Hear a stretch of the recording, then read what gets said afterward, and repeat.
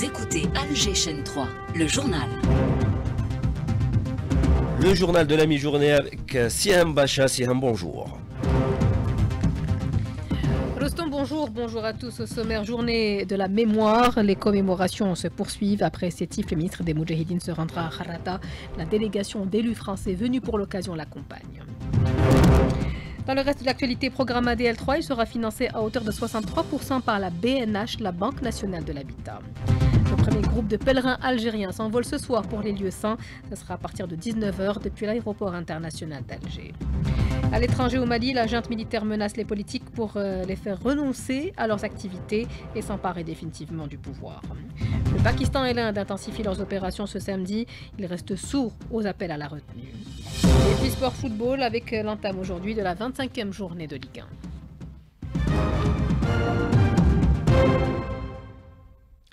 Madame, monsieur, bonjour et bienvenue. C'est un week-end de commémoration, celle des terribles massacres du 8 mai 1945, une répression sanglante perpétrée par la France coloniale à l'est du pays.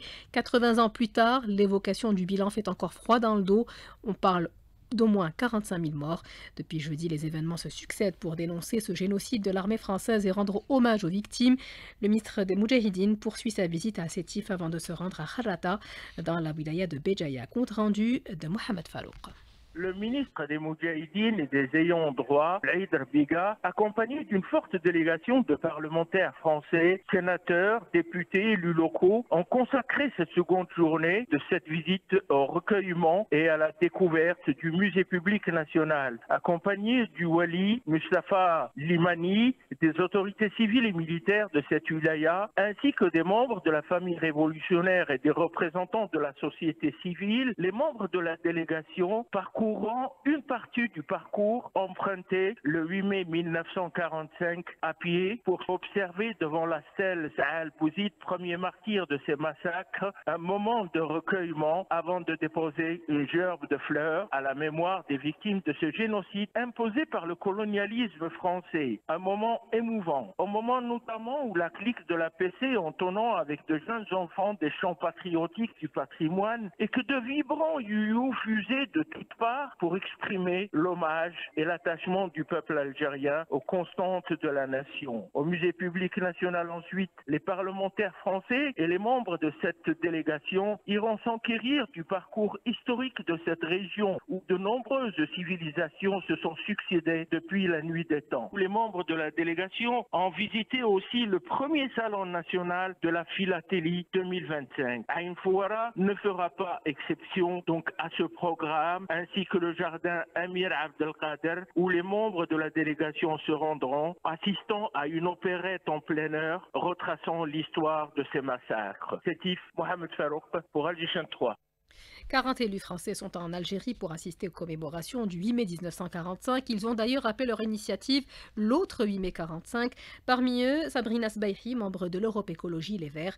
Elle affirme que la position de l'extrême droite et de certains membres du gouvernement ne représente pas celle de l'ensemble de la classe politique française. Voici un extrait de l'entretien qu'elle a accordé à Hakima Kamal. Ça faisait un an qu'on travaillait sur cette date de l'autre 8 mai 45 avec les massacres de Sétif, Guelma et Kharata. Et donc on a travaillé y compris avec les autorités algériennes depuis plusieurs mois maintenant pour mettre en route cette délégation. Donc c'est un travail de convergence avec une envie et une volonté, je pense, des deux côtés, de dire que le dialogue il est important pour avancer sur ces sujets extrêmement essentiels. Je dirais que globalement c'est plutôt bien perçu, c'est-à-dire qu'en France, il y a l'idée de dire, y compris côté Quai d'Orsay, que c'est important que les délégations se fassent et que c'est important que la diplomatie parlementaire, ce travail il se poursuive, même si au niveau des gouvernements c'est un peu compliqué depuis plusieurs mois. Puis vous aurez de toute façon une partie de la classe politique française, à la droite et à l'extrême droite, qui eux, de toute façon, comme ils sont dans une logique de nostalgie de l'Algérie française, comme il y a encore ce passé colonial qui est très présent pour une partie de la classe politique, ils trouveront toujours des critiques à faire sur ce déplacement. Nous on estime que ce déplacement il est important, il a un symbole et qu'on a besoin d'avancer maintenant. Au Mali, la junte militaire au pouvoir tente d'étouffer les partis politiques en leur confisquant leurs droits. Un rassemblement prévu initialement hier à Bamako pour dénoncer ces pratiques a finalement été reporté. Par peur de violence, les putschistes ont entrepris des manœuvres pour provoquer des affrontements et le chaos dans le pays. Les détails avec Yahya Sangaré, secrétaire général du parti ADEMA et membre de la coalition politique pour la Constitution. Extrait de l'entretien accordé cette fois-ci à Kalima Hasnaoui. toutes les pratiques aujourd'hui de sécurité en place, c'est pour nous faire taire, c'est pour nous empêcher de nous exprimer. Il avait été dit à un moment que nous n'avions pas de militants, qu'il n'y a personne derrière nous, mais la manifestation du 3 mai a démontré le contraire. Je pense aujourd'hui qu'il y a toutes formes d'intimidation pour nous réduire au silence. D'abord, les messages qui ont été envoyés pour dire, et effectivement, les messages pour la plupart ont été tenus en langue nationale, mais si on les traduit en français, c'est pour appeler les gens à décapiter, à tuer tous ceux qui vont se présenter à ces manifestations et que ces gens-là se présentent physiquement pour empêcher et que la police qui était là-bas, après les avoir identifiés, ne les interpelle pas et que le procureur chargé de la criminalité ou les autres procureurs qui sont prompts à interpeller tous ceux qui sont critiques vis-à-vis du régime. 12h36 exactement. Retour à l'actualité nationale et au volet logement. La Banque nationale de l'habitat et l'Agence de l'amélioration du développement du logement, l'ADL, ont signé ce matin une convention. Celle-ci concerne le financement du programme ADL 3. Plus de la moitié sera financé par la BNH. Les détails avec Ahmed Balhayat, directeur général de la Banque nationale de l'habitat.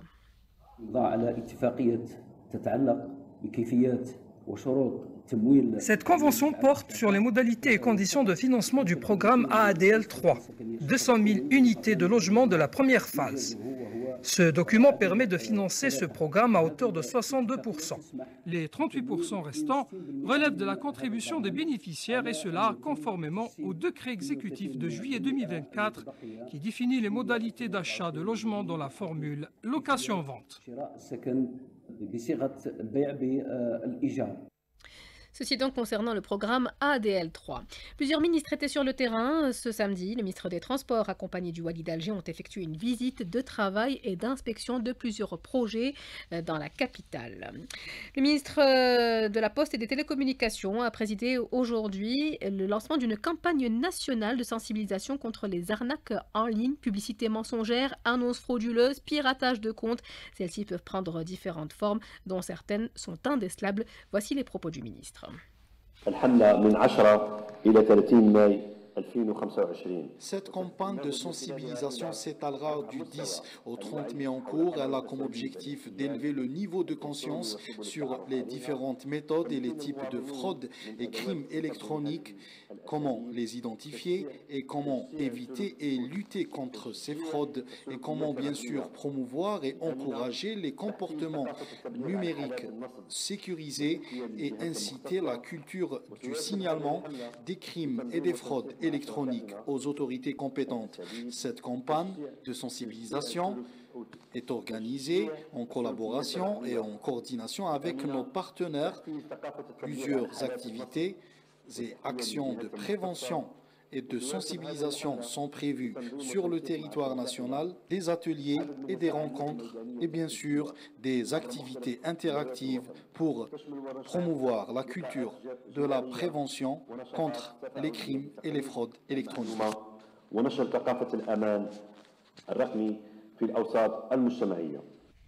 C'était Sidi Ali Zadouri, ministre de la Poste et des Télécommunications. Ces propos sont recueillis par Smaïl Mimouni. Le ministre de l'Enseignement supérieur et de la Recherche scientifique s'est rendu ce matin à l'université d'Alger 2. Il a visité le centre de recherche scientifique et technique pour le développement de la langue arabe. 4 projets sont prévus par ce centre pour développer la langue arabe. Rania Hamdani, directrice du centre, elle s'exprime au micro de Soraya Roslan. Les produits de recherche qui sont exposés, Monsieur le ministre a approuvé, c'est des projets dans le cadre de l'orthophonie, donc la prise en charge des enfants qui présentent des troubles d'apprentissage ou des enfants qui présentent des troubles de dyslexie, dystorthographie. On a produit aussi une application ce qui concerne le dépistage précoce de l'autisme. Et le dernier produit qu'on a aussi exposé aujourd'hui, c'est un produit qui concerne le livre électronique qui s'appelle Ikitabi. L'objectif, c'est de remplacer le manuel en papier. Donc l'enfant peut lire, relire, écouter, etc. les textes inscrits dans le livre. Le Salon national de l'auto-entrepreneur, c'est la première édition. Elle se déroule sur 2 jours au Palais de la Culture, Moufdi Zakaria. L'événement est placé sous le haut patronage du président de la République. Il est supervisé par le ministère de l'économie, de la connaissance, des startups et des micro-entreprises. Plusieurs ministres étaient présents ce matin à ce salon, dont celui du travail, Hakima Kamal. Le salon a réuni des institutions publiques et privées, des représentants de plateformes numériques ainsi que des jeunes visiteurs désireux de construire une carrière indépendante dans un environnement économique souple et moderne. Cette première édition a mis à la disposition des visiteurs et entrepreneurs enregistré un stand dédié aux organismes de soutien et d'encadrement des auto-entrepreneurs, les services bancaires, les assurances sociales, les fournisseurs de solutions numériques pour leur permettre de se renseigner sur l'écosystème consacré à leurs activités. Le ministre de l'économie, de la connaissance, des start-up et de la micro-entreprise Nordin Wadah a présenté le bilan d'une année d'activité.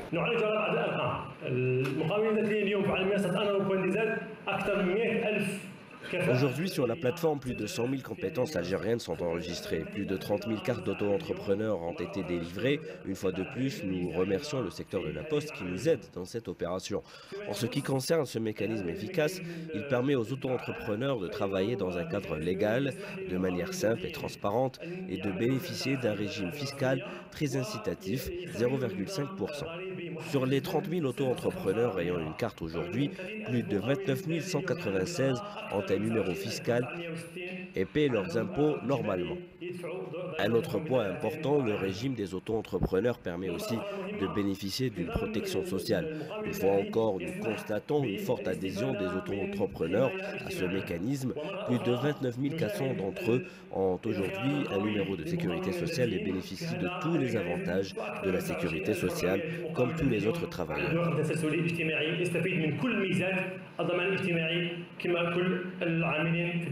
Le ministre Nordin Wadah a affirmé aussi que l'engagement de l'État à soutenir les jeunes vers l'autonomie économique est toujours d'actualité. Une initiative à relever, inscrite durant la journée, une démonstration qui permet aux jeunes de s'inscrire sur place en moins de 10 minutes. La matinée a vu également un témoignage virtuel d'une initiative Talent Gaza à partir de Gaza, à partir de la Palestine. Les activités du salon se poursuivront demain. Un programme qui comprend des sessions de formation, des conférences sectorielles. Il y a aussi le Forum africain d'investissement et du commerce qui se déroule sur 2 jours à l'hôtel Sheraton d'Alger. L'événement est organisé par le Centre arabo-africain pour l'investissement et le développement. Le premier groupe de pèlerins algériens s'envole ce soir vers les lieux saints. Le départ est prévu à 19 h à partir de l'aéroport d'Alger, Wali Boumediene. Tout est fin prêt pour que cette opération se déroule dans les meilleures conditions, nous dit Ben Yacoub Shabab, sous-directeur de l'Office du Hajj. Le programme vise à renforcer les compétences en matière d'organisation, de prise en charge des pèlerins et assurer une coordination efficace entre les différentes équipes. Il couvre les aspects relatifs aux volets sanitaires, religieux et organisationnels. Il a concerné toute la composante de la mission, toutes spécialités confondues, et l'ensemble des secteurs concernés par l'encadrement des pèlerins dans les lieux saints. Nous avons organisé des sessions de formation présentielle et par visioconférence sur de nombreux ateliers pratiques. Le cycle de formation s'est clôturé par une réunion générale. Des propos recueillis par Mayal Kenzabéchar. 10 personnes ont été blessées dans un accident de la route survenu cette nuit sur la RN6 près de la zone industrielle de Toumiat. Il s'agit d'un bus de transport de voyageurs qui est entré en collision avec un camion, rapporte la protection civile. À Raza, 7 civils ont été tués, dont 5 membres d'une même famille ce matin lors d'un raid de l'armée d'occupation sur les villes de Raza et de Rafah, indiquent des sources médicales. Les vedettes de l'occupation ont tiré intensivement sur la plage de la ville de Rafah au sud de la bande, tuant un civil.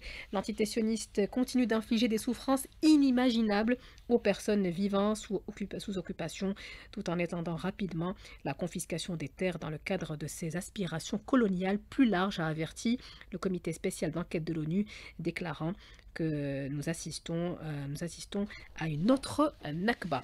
Il est 12 h, bientôt 45 minutes sur Alger Chaîne 3, la suite du journal après l'appel à la prière. La suite du journal, le peuple sahraoui célèbre aujourd'hui le 52e anniversaire de la création du Front Polisario, son représentant unique et légitime reconnu par les Nations Unies. Depuis, la question sahraoui a gagné en visibilité au sein des instances continentales et internationales et ne cesse d'enregistrer des victoires diplomatiques et juridiques.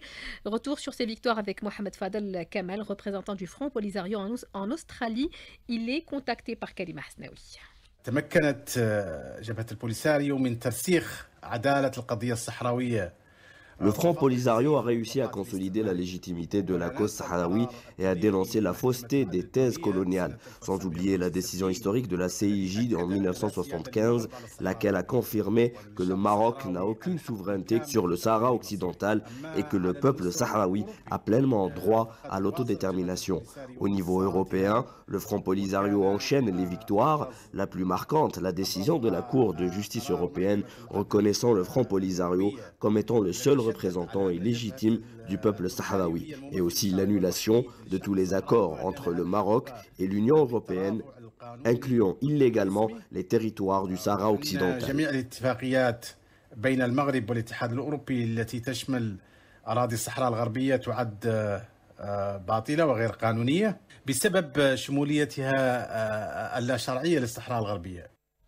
Et le Conseil national sahraoui a exprimé son indignation et son opposition à la candidature marocaine jugée scandaleuse au prix des Nations Unies Nelson Mandela, la qualifiant d'insulte à l'héritage de cet illustre combattant contre l'oppression. Attaques de drones, tirs d'artillerie, frappes de missiles, le Pakistan et l'Inde ont encore intensifié ce samedi leurs opérations au 4e jour de leur confrontation militaire. Sourd aux appels insistants à la retenue des États-Unis et de la Chine, le Pakistan a annoncé ce matin avoir riposté à des frappes quelques heures plus tôt de missiles indiens visant 3 de ses bases aériennes, dont l'une aux portes de la capitale. Dans la foulée, l'Inde a confirmé avoir subi une série d'attaques pakistanaises, notamment de drones, contre plusieurs cibles militaires. La Chine et les États-Unis ont entamé ce samedi à Genève leur première négociation formelle pour tenter de calmer le jeu dans une guerre commerciale lancée par le président américain selon la télévision d'État chinoise. Les pourparlers de haut niveau entre la Chine et les États-Unis ont débuté dans la matinée, sans rapporter cette chaîne sans fournir de précisions sur les discussions entre le secrétaire américain au Trésor et le vice-premier ministre chinois. Retour chez nous, durant cet été, 32 000 enfants iront en colonie de vacances. Ces séjours s'adressent aussi bien aux Algériens d'ici que d'ailleurs. Les inscriptions se déroulent en ligne. Reportage de Soraya Roslan.